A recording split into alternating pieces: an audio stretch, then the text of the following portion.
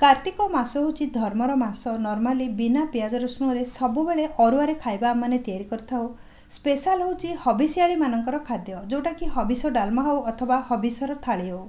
आज मु आपण मान संगे शेयर करने जाऊँगी हबिस ओ खटा। नॉर्मल दिनर अरुआर खाइबा ठारू आर प्रस्तुति प्रणाली संपूर्ण भिन्न।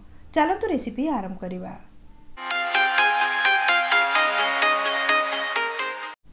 प्रथमरू मु गोटे ओ को ये काटिक नहीं जाइए। ओटा काटिबा समय आपण मैंने भी जानती केते कष्ट होता है। ऊपर पटु चोपा और भीतर पटु जो लेयरटा थाए ताकू काढ़ी नहीं लुण पकईकी आपको मुझे सिझे नहीं कुकर रे लुण टिके आ संगे पानी देकी आपको दुईटा सीटी देला पर्यंत मु सिझे नहीं जहाद्वारा कि खटाटा करने को आमको सहज हम। बर्तमान गोटे छोट ब्लेंडर जार आम नहीं जावा। गोटे चामच मु नहीं जाऊँगी सोरिष ता संगे मिक्स करवा आधा चामच जीरा। एथिरे आमे मसला प्रस्तुति करवा खटा पाई।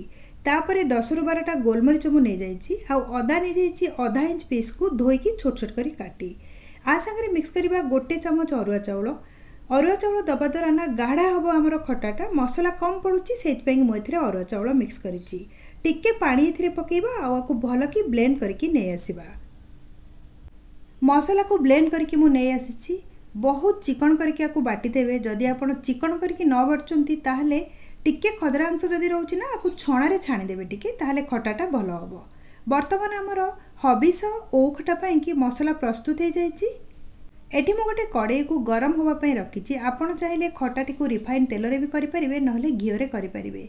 मुझे गोटे चामच गाई घी नहीं जाइए। घी को प्रथम गरम होगा दबा। नॉर्मली हबिसर जो जिनस गुड़ाक या से तो बिल्कुल भी फुटणर यूज हो न थाए से कि डायरेक्ट आम घी गरम है से सीझा ओ को मिसई नवा। सीझा ओ को पकईला आपको आम भाजीदबा। टिके समय पर्यंत घीरे भाजवा द्वारा खटाटीर स्वाद भी बढ़ीज। ओ गुड़ा को ओल्टे पोल्टे की आम 2-3 मिनिट पर्यंत भाजीदबा जहाद्वारा कि ओरे बहुत बढ़िया फ्लेवर भी पलि आसो आ खटाटा बिना फुटण भी भलरे बनिकी तैयारी हम।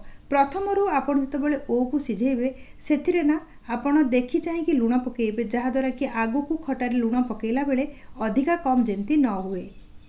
एमती तो वर्ष जाक आम ओ खटा तैयारी करथाउ किंतु कार्तिक मासरे ए जो ओ खटार प्राधान्यता बहुत बढ़ी जाए। प्रति जिनस संगे यहाँ आम खाइथाउ और खायापाई कि बहुत स्वादिष्ट लगी थाए। बर्तमान आप देखिपे ओ गुड़ाकर कलर चेंज हो सारी ओटा भलरे भाजी हो सारी। यही समय एथिरे आमे मसला को मिसई नवा। मसला जदि खदरा थी ताहले आपण ताकू टिके छाणिकी नहीं जिवे। ब्लेंडर जार रे टिके पानी देकी ताकू धोईकी भी आमे नहीं जिवा।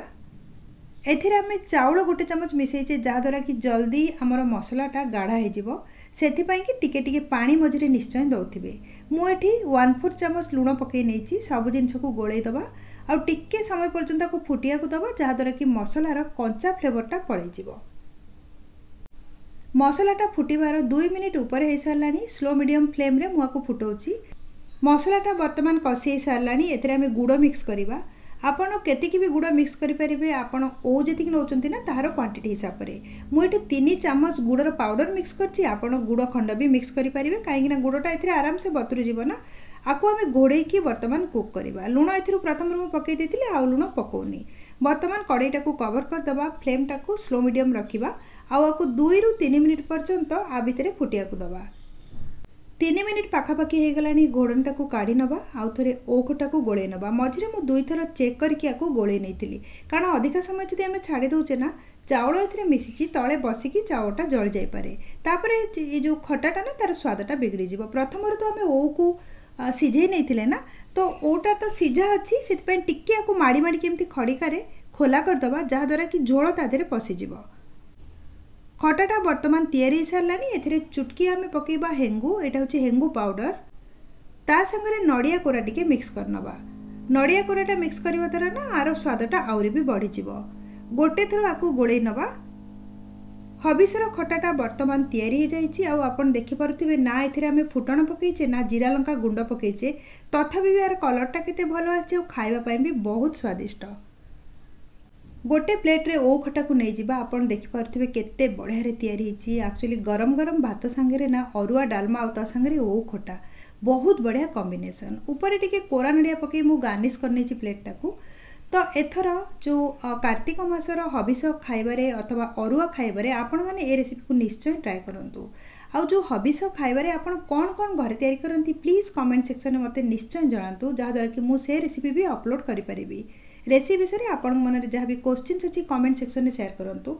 एई प्रकार बहुत ऑथेंटिक ओडिया रेसिपी पई मो चैनल को सब्सक्राइब करनियंतु। राइट साइड जो बेल आइकन अछि ताकू क्लिक करके ऑल नोटिफिकेशन बेल को ऑन करंतु, जहाँद्वारा कि जो भी वीडियो अपलोड करी ता आपण मानक पाखरे नोटिफिकेशन रूप में पहुँची जिवो।